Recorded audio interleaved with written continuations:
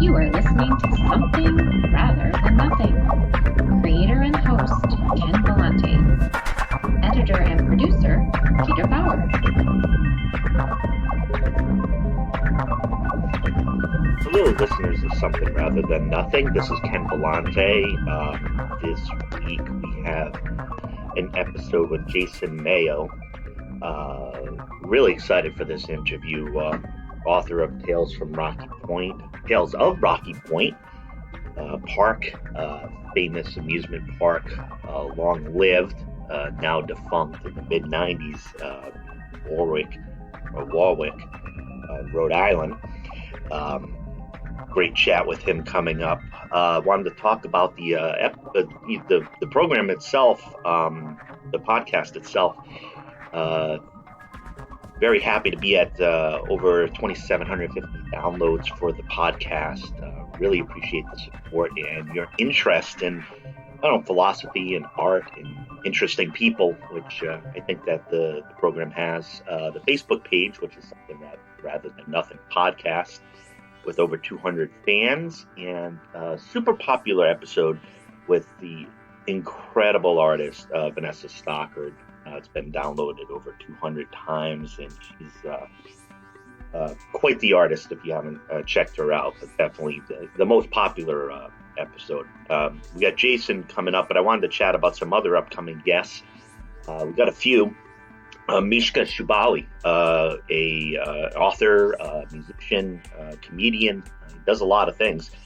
Author of The Long Run in Cold Turkey, and a discussion about his art, but also Getting Sober, which his recent book on Audible is about cold turkey.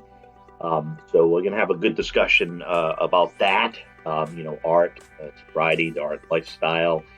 And also, my connection to sobriety, being alcohol free, sober from alcohol for over 10 years. Also, Sarah Built of a great, I would say, doomy blues metal band, Coyote, local here for me, Eugene, Oregon. The incredible upcoming guest, Joelle Jones, incredible writer, winner of an Eisner Award for her short-term, mini-series called Lady Killer. Artist, really incredible work. For Joelle, you can find her at joellejones.com. So it's JOELLE Jones.com. And for Gina, you can probably find her on Insta, the easiest. And Mishka Shubaly actually has a site as well. It's MISHKASHUBALY.com. Couple more. We got one more guest planned. Matt Petrei, Patrei, in a band called Hopper from Rhode Island, does solo work. He's also a philosopher, carpenter, active in the art scene out that way. He also has masters in social work, and overall good guy, a talented guy. So a lot of great episodes coming up. Another little plug here, Metal Maestra. She's got a Facebook page, a friend of mine who fills in once in a while for a Eugene station, KWVA, Metalhead, great metal show. She's trying to get some of her material up for her list of if you're Metalhead, like myself.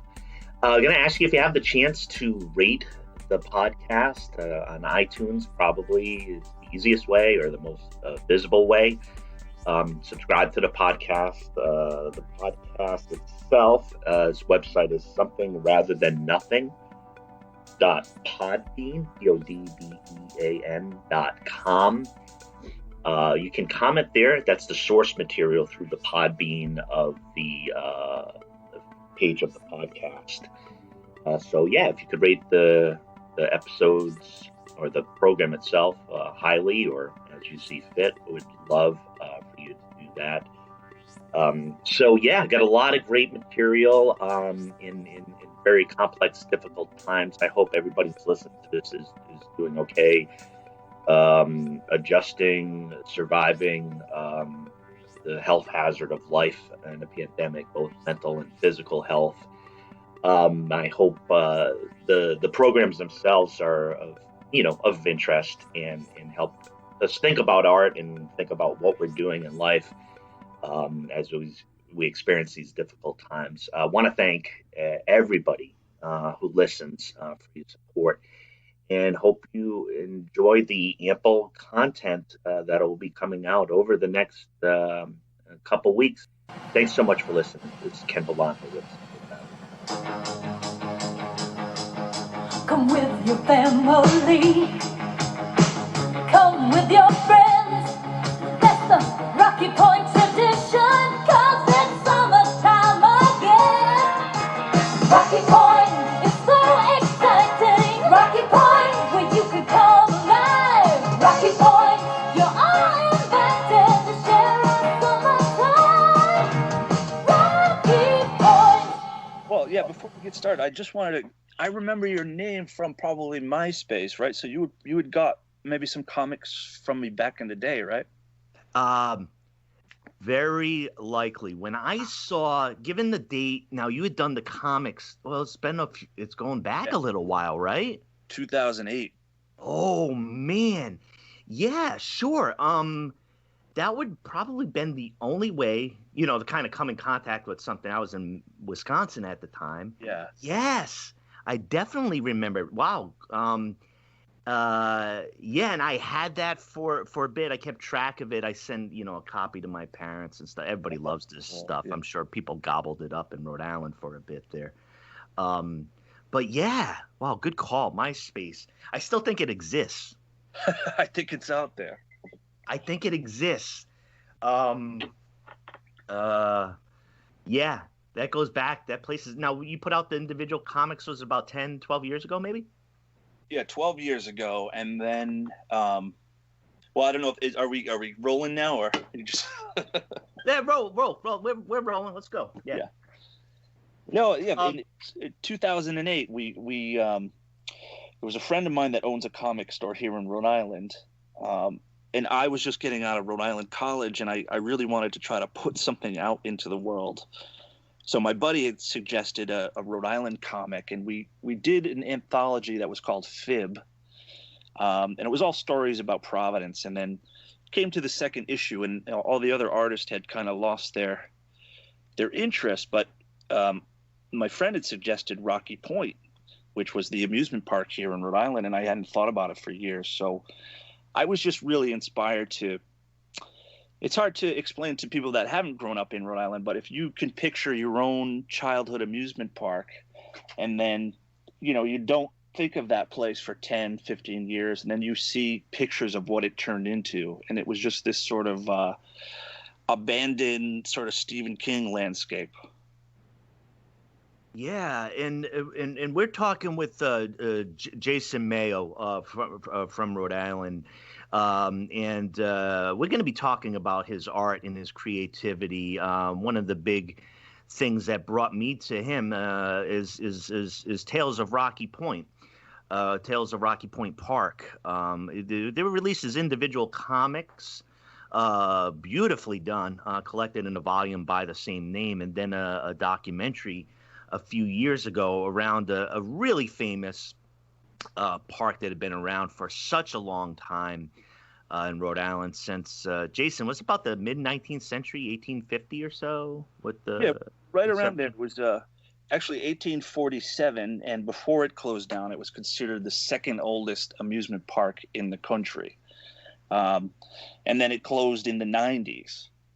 And from there, while it sat abandoned, it was, dozens of fires over the years. And then sort of around the same time, you had this urban photography sort of pop up on the internet. So you would see all these different sites of photographers that would sneak into places.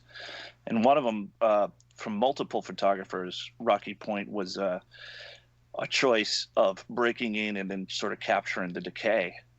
But one of the most interesting sites was called Opacity, and that had a message forum along with it. So you'd see the individual rides, you'd see the old buildings, and then people would start speculating, oh, I remember hearing this accident on this ride, and this person got killed on this.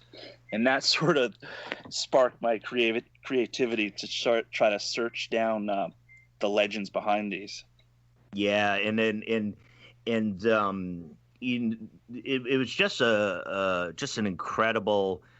It's the type of thing, like you said, like you don't think about it for a while, and I think you prompted my thinking about it. And also, I had moved out of the area, so the ultimate fate, I went to the University of Rhode Island in 1990, 1994, and my last contact with Rocky Point Park has been like a Beastie Boys and L7 concert. Right. The concerts that they have. Yeah, sure. Yeah, the Palladium and I don't know, Jane's Addiction. So there was this trailing off of Rocky Point. It was near, it wasn't too far, short drive. It's Rhode Island to the park from the university. But I kind of didn't know the fate of it, and it played such an outsized role, growing up. But let's talk about that, Jason. Just go step back a little bit. Tell us what it was like, for you, just in general. What kind of kid were you? Did your artwork in Tales of Rocky Point Park is incredible. Throwback to the older style of the horror comics. Extremely well done in storytelling. Yeah. But tell what were you always sketching as a kid? I mean, what were you doing as a kid? Yeah, absolutely. I mean, I was an only child.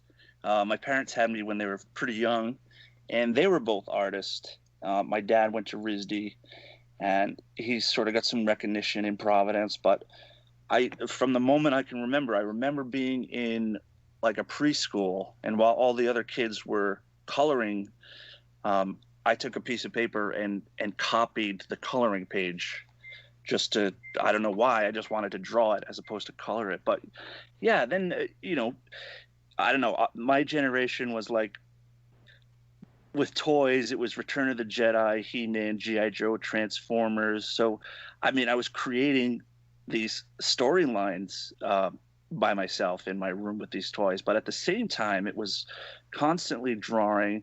And you're right, that EC horror approach, it was that style of artwork that always just resonated with me. And the early Mad magazines I would copy. Those famous artists. And so I was always drawing, and it was always and it took me a long time to figure this out, but it was always for me to tell stories as opposed to words. They always came through pictures that I drew.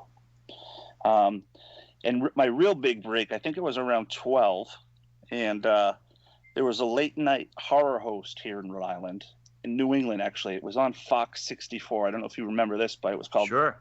Dr. Mongo's Midnight Movies. So my mom would let me stay up late and watch these horror movies. And I remember they had an art contest. So I drew a picture of Dr. Mongo and his apprentice Quizo, and I got on the show. All right. And so that was, being 12, being 11, being obsessed with movies, comics, and here I was getting to go to a TV station. Oh, yeah. I mean, it was a dream come true back then, and I still have the VHS tape to prove it. Beautiful. I'm so excited for you back then. That is awesome. Yeah. I remember growing up. I think it might have been a Boston or Massachusetts station in Rhode Island. I think it was Channel 56. They used to have Creature double feature on Saturdays. Oh yeah, I remember. They showed Creature from the Black Lagoon, and it was 3D. And I remember my mom walking me down to like the CVS to get the glasses. The glasses. Yep. Yeah, we've lived at some points parallel lives, I'm sure, with our interests. So it's something, from a young age you had an interest in, and obviously some exciting pieces where you're able to be recognized at doing what you're doing well. What I'm a comic books freak, still am. I'm lucky enough to have lived and be near Portland, Oregon, which is just a massive hub for the comics industry. Of course, with the coronavirus and the pandemic affecting, that industry amongst all industries, that's been a bit different. But I believe, comics are shipping again as of this week to some of these local stores. But for you, you obviously like, some comics and things like that. What type of art, did you enjoy or do you enjoy now as an enthusiast? It's a great question.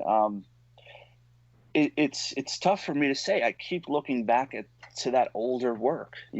I'm not sure why it resonates with me so much, but I don't necessarily have a lot of newer comics. Yeah. Just 10 years ago, I started with the comics. I started looking at contemporary comics. I like Eric Powell, who does The Goon. I don't know if you're... Sure do. Yeah. But Black Hole, Charles Burns, that was another one. That stark black and white contrast. Absolutely. I'm spacing out on the names of but he has, I could see how stylistically with Burns how you would connect to that.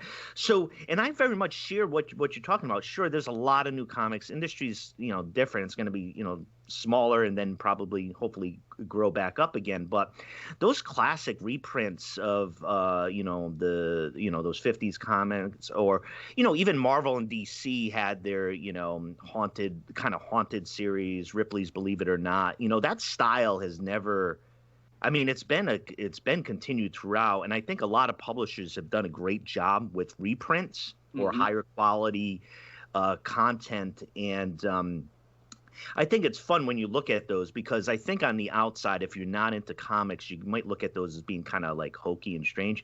And then when you get into some of these things are crazy intense, like the reputation they had was partially deserved. They're super gory and intense and wild. Oh, sure. Yeah. It seems to continue to have this resonance. Yeah. And I think,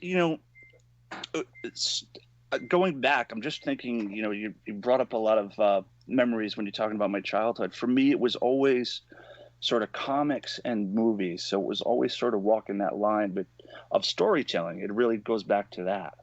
So you're a fan of David Lynch. Well, he was, I've read his book, and I'm escaping the title right now, but, he talks about when he was in art school setting up a painting, and he was a painter, but then realized that, well, if I set the camera up, I can actually make the painting move. Right. Was it his book Room to Dream, or is it biography, or is it just a different type of? I think it's called. Let's see. I got it on my Catching the Big Fish. Is his... I know Catching the Big Fish, and it's about his process, about his use of transcendental meditation, and images appear. And you try to capture those images in a peaceful state of mind, whatever those nightmares, whatever those dreams were that came up. Yeah. Sure. Yeah, that's a inspirational book for anyone that's looking to enhance their creativity, for sure. Absolutely. It's been a pivotal one for me.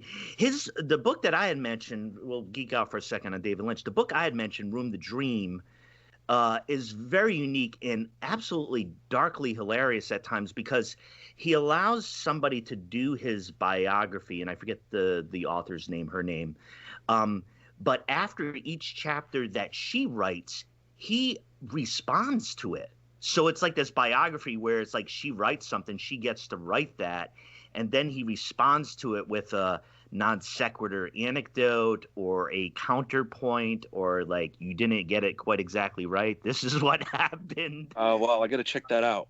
Yeah, it's called Room to Dream. And added bonus, if you're ever in the position, the audio book is by the author and by David Lynch doing his own section. So it's I find when he speaks, both in that kind of Catching the Big Fish and this Room to Dream, came out a couple years ago.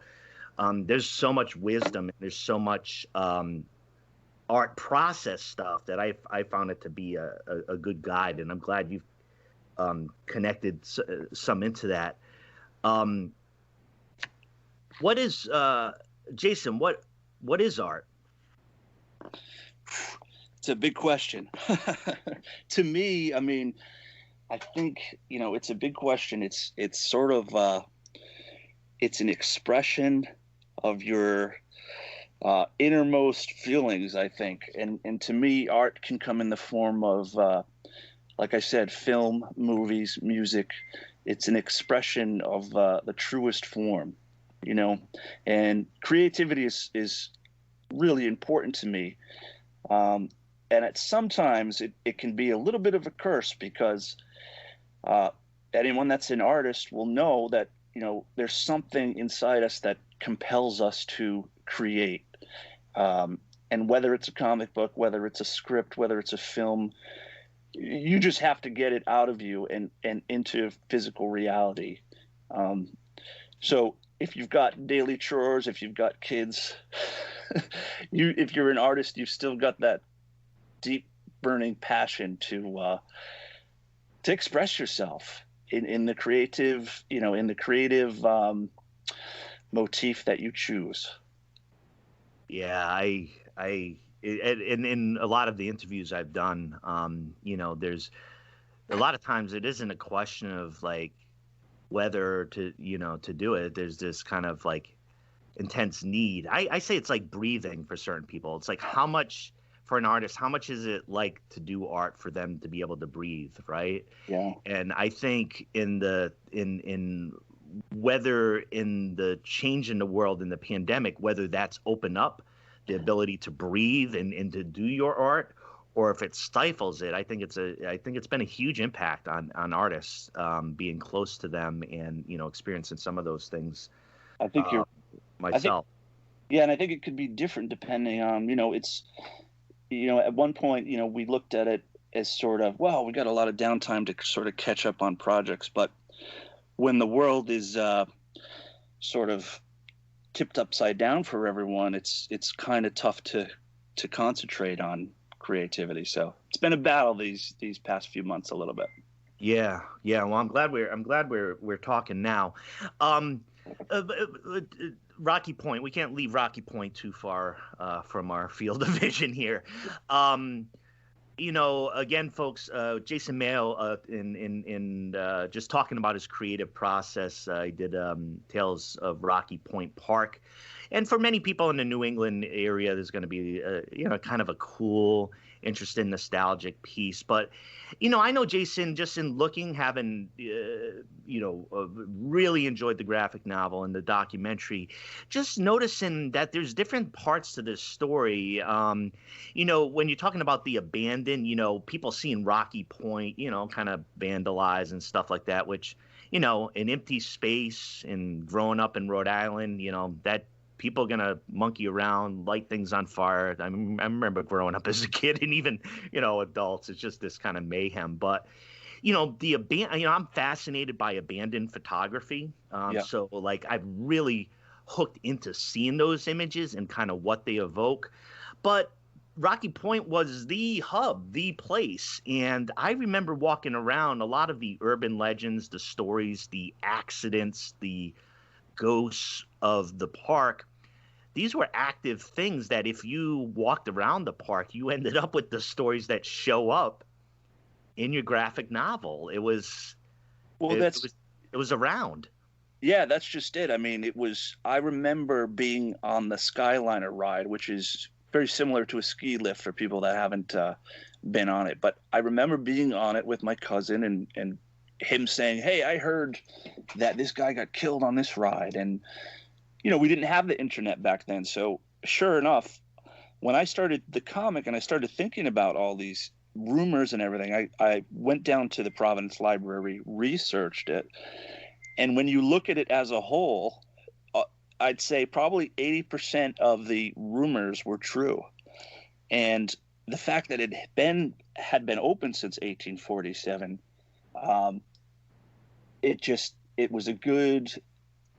it was an all-encompassing sort of curse story. And that's sort of where we get into the film aspect.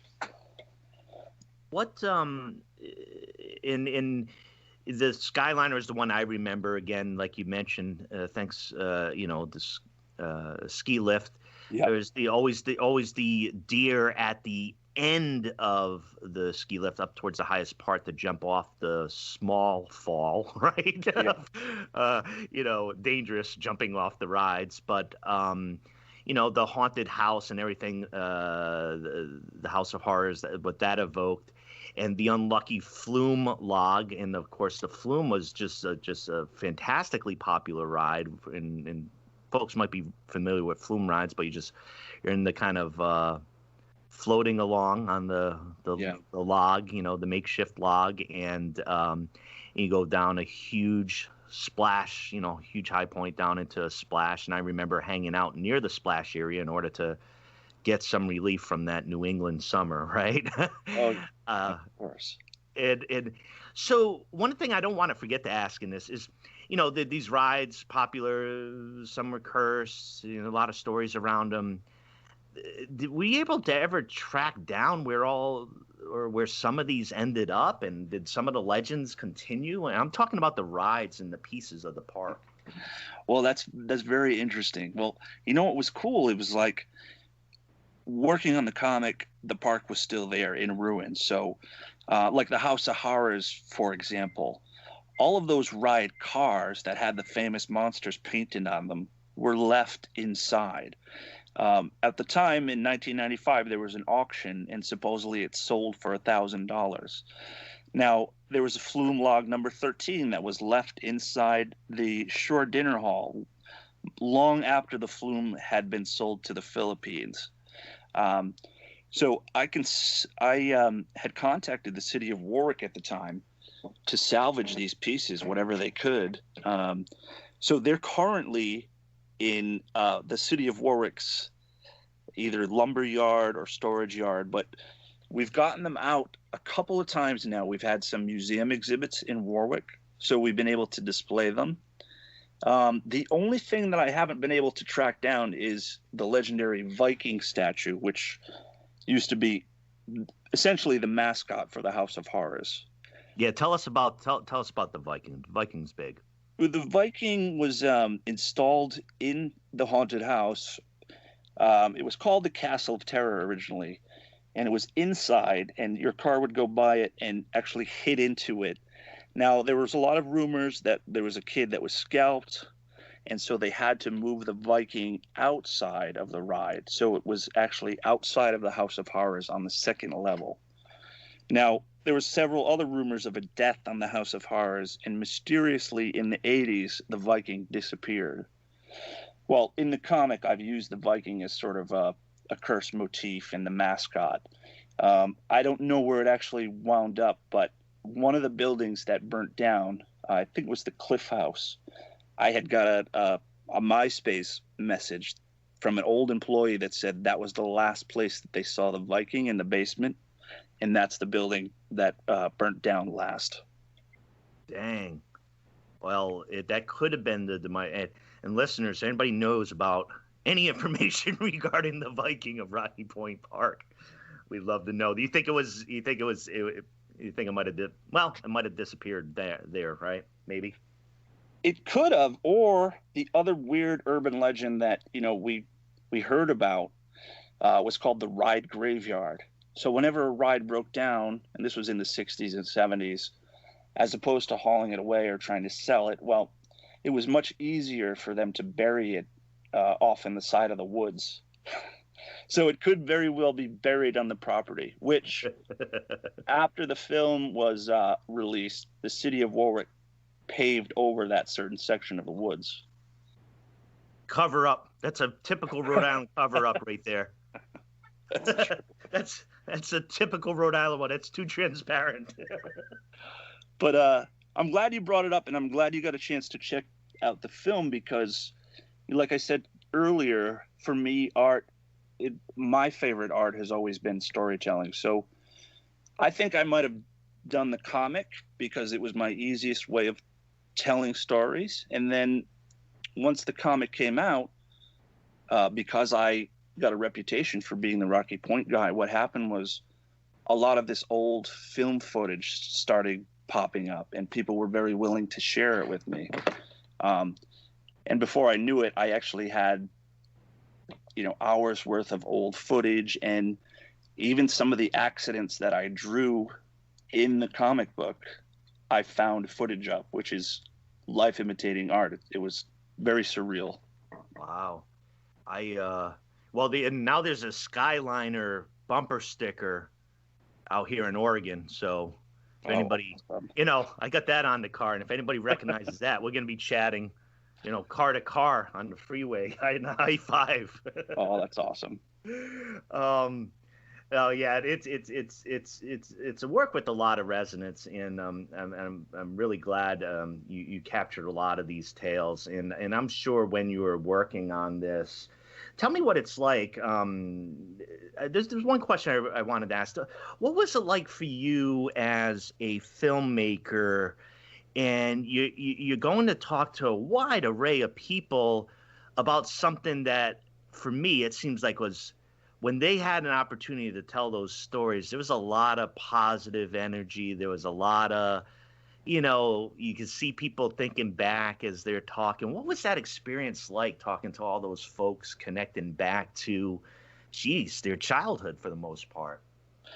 Yeah, it's an incredible experience because, even when we did the museum shows, I mean, people of Rhode Island, and we had people that traveled from Florida that were in town, and they just, they want to talk about it. They want to be nostalgic. They want to remember the rides with other people. And I think it's something to do with, because Rhode Island is so small, we sort of have this group memory of the place, and they're all good memories for the most part. I mean, that's sort of the irony of the comic is, in the film, is, was the place cursed, or do we just miss it and we're angry that it shut down and it ran into decay, Yeah. I think that brought the passion out, because when people saw what happened to it, it was like, how did we let this place get like that? Especially with such a special history to us. Yeah, I think that's a big piece, and thanks for pointing that out. I've been thinking about the park and about your work, and then also, strangely enough, not too far from me, there's a place called Enchanted Forest, which I actually haven't even been to, and it's a small amusement park. It might even be akin to something like a Rocky Point. We'll see what happens with the pandemic and such, but I hope to get there sometime. It was featured on, I think the guys are from Rhode Island too, the Ghost Hunters, on the Travel Channel, the famous show. I think those guys, when I got to watch the episode, I'll do so soon, visited Enchanted Forest, because this is supposedly, it's about 50 minutes from here. It's supposedly haunted. The grounds are haunted. So me kind of connecting back to your work and thinking about this up the road, I'll be sure to get you an update whether there's anything going on over here across the country. Sure. A question right now that I invite you to answer one of two ways. My general question is about pandemic and what you feel is happening to art, or its impact of art, or maybe if it's not just art, talking about horror, right? So I talked to kind of like some metal folks, and maybe some folks who are into making like horror movies and things like that. Is there a resonance of, when there's aspects of life that feel like horror, or like this situation we're facing? Like what's going on here? What's the role of art, or what's the role of horror in a pandemic as an artistic expression? Well, that's another good question. I mean, I don't know.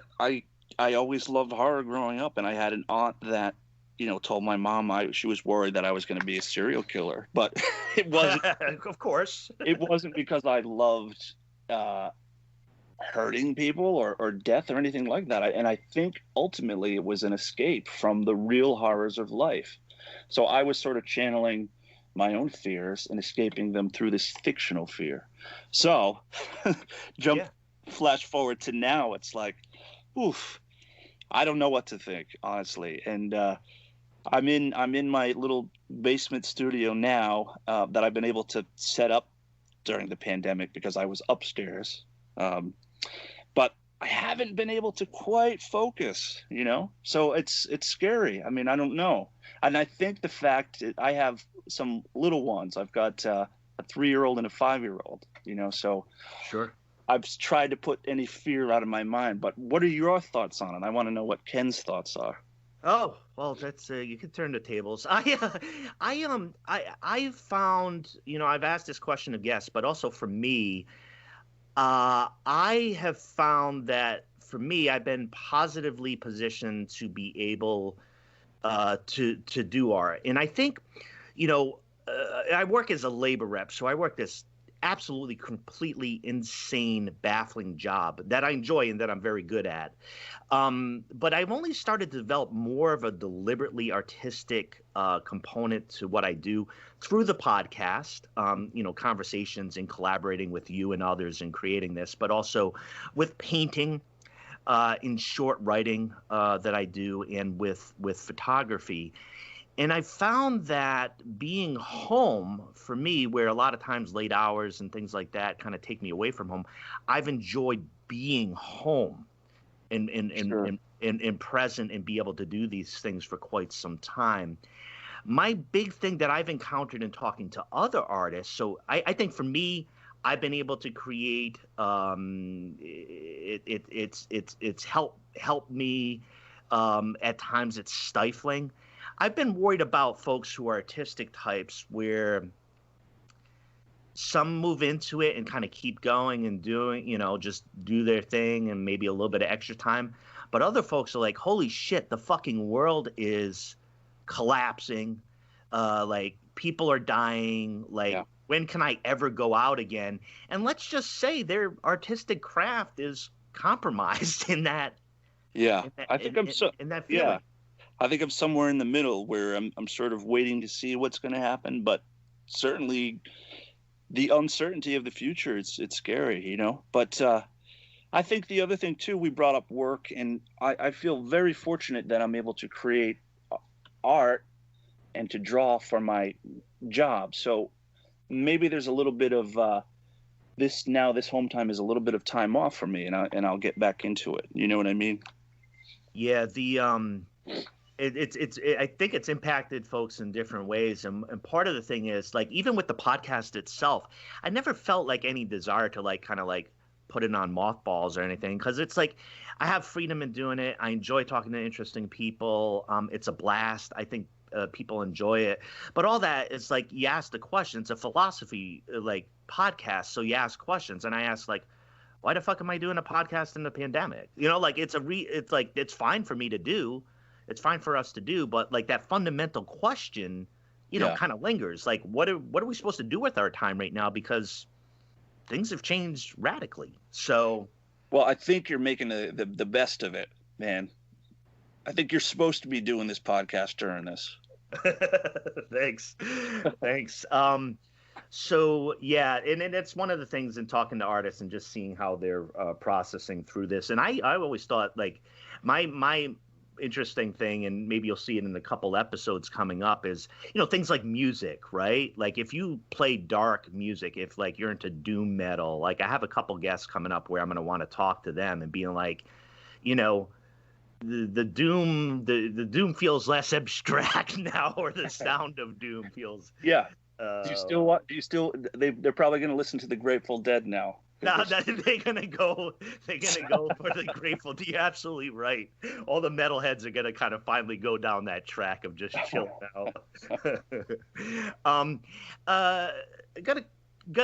the big something rather than nothing question. But before that, Jason, what about can you just tell us a little bit about your work process? As far as I know, you create things, you do some stuff within film, you do storyboards.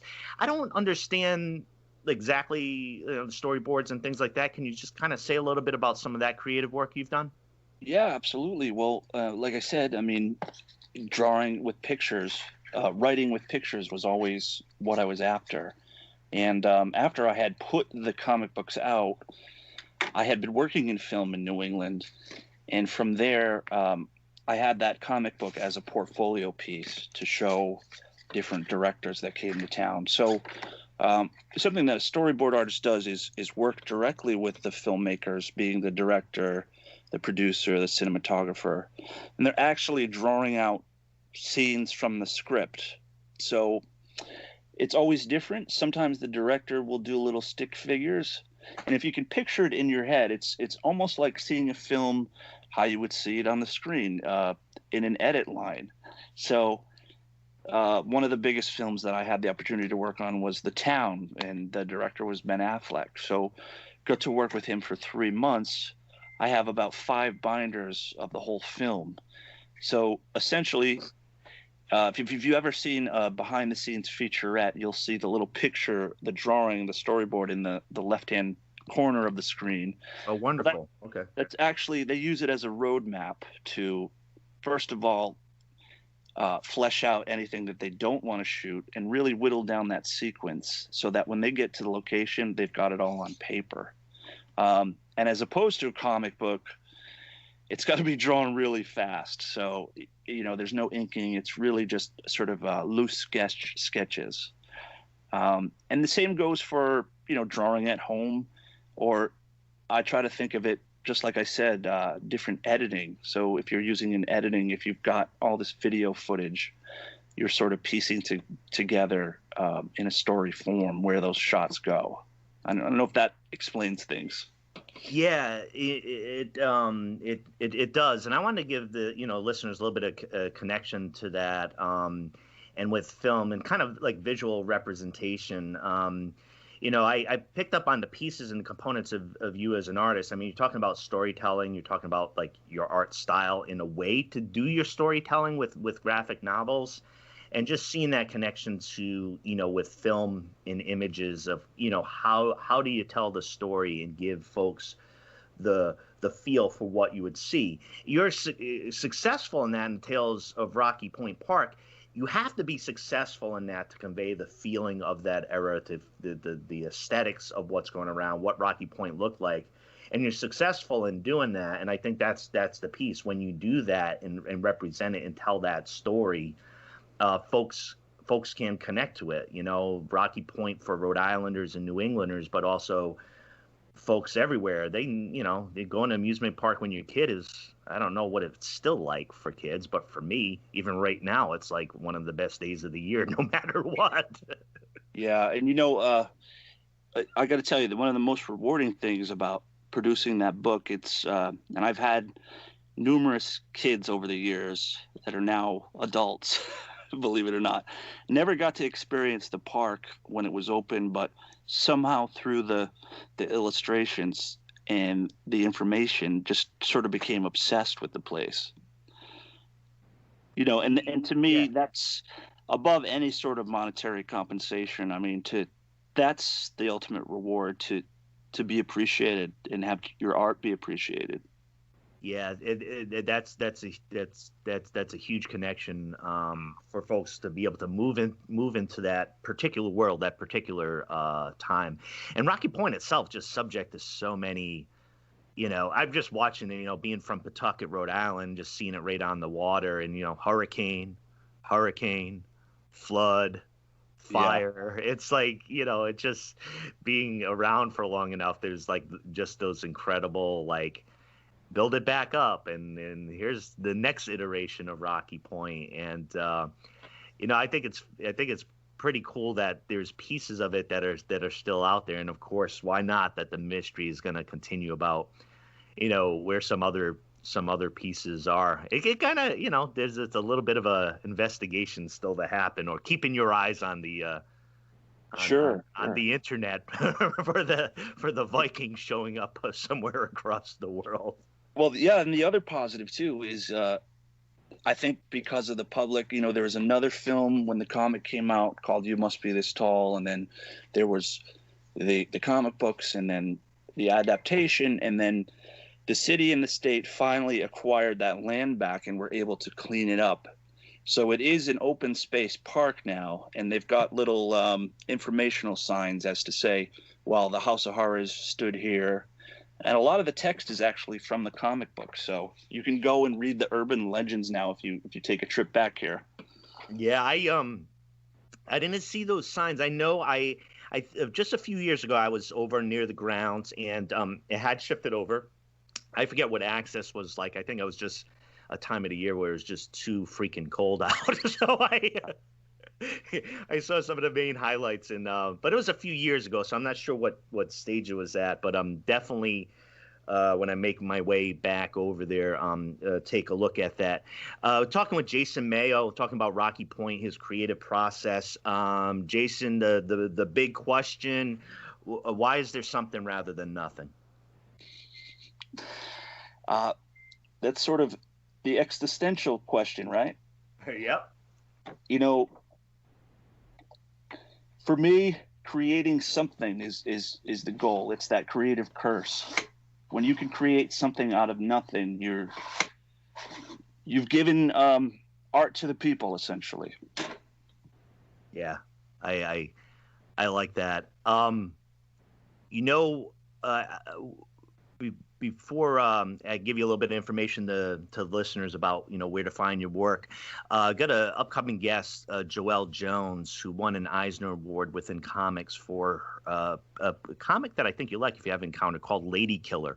Extremely gory horror, but it also takes place in this kind of, I don't know, timeless, like back, I don't know, it's like 50s, 60s, 70s. I'm not sure when it's supposed to be, but kind of like this dual suburban life that she holds. And it's kind of a throwback style with lots of macabre elements.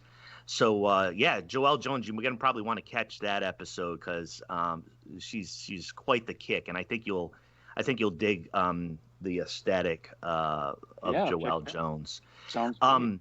But that's Joelle in the future. About you, Jason, to tell before we depart here, tell folks, listeners, how to connect with the stuff you do, how to connect with you, your work, whatever you'd like to share. Yeah, absolutely. Well, I've got an online portfolio that you could check out my work and a little bit about me and some of my projects. It's just www.jasonmayoh.com.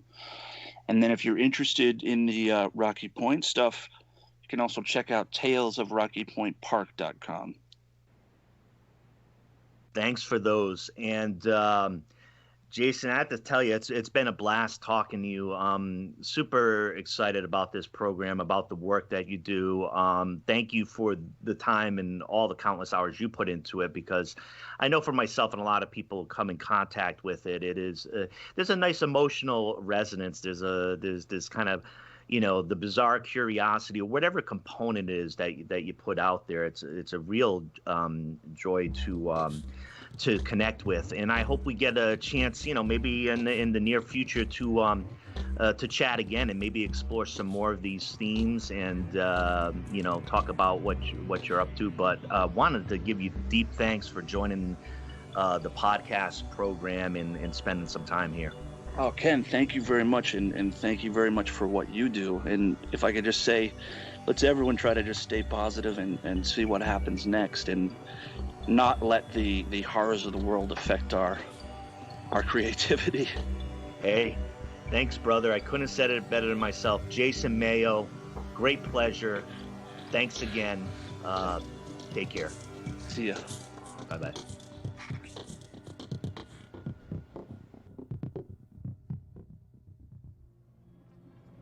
If you enjoyed that episode with Jason Mayoh and connected to Rhode Island, I just wanted to give a shout out to the Cumberland High School class of 1990.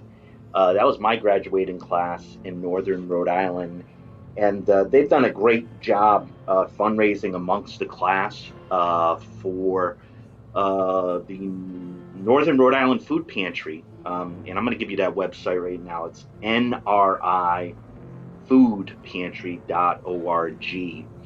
And having raised thousands of dollars for that, the Cumberland High School class wanted to thank everybody for their efforts doing that. And if you're able to make a contribution or to help with that project, particularly if you're in Rhode Island, go to that website and tell them Cumberland High School class of 1990, something rather than nothing podcast sent you. Thanks for your consideration for that. One final note, future guests from Spelt Dog Productions and producers of the show Dead Friends, which you can find on YouTube.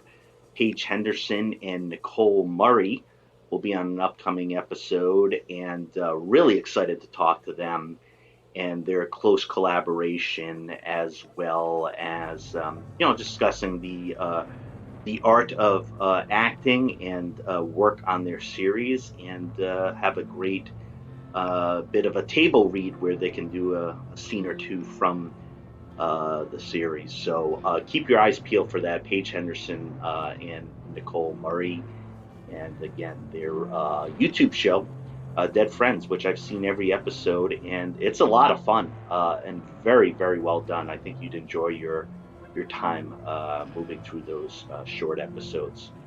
It's Ken Vellante from Something Rather Than Nothing, and wanted to thank you for your support of the podcast. Have a great day.